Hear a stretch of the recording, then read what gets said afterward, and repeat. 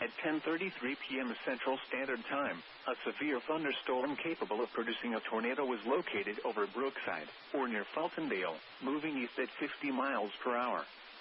Hazard, tornado. Source, radar indicated rotation. Impact, flying debris will be dangerous to those caught without shelter. Mobile homes will be damaged or destroyed. Damage to roofs, windows, and vehicles will occur. Tree damage is likely.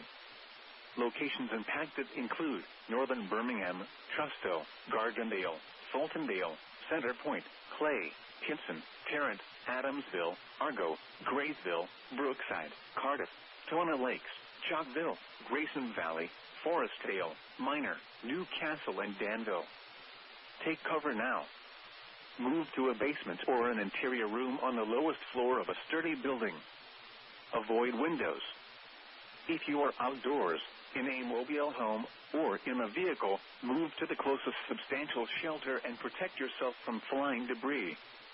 Repeating, a tornado warning has been issued until 11 p.m. Central Standard Time for the following county: Jefferson, Alabama,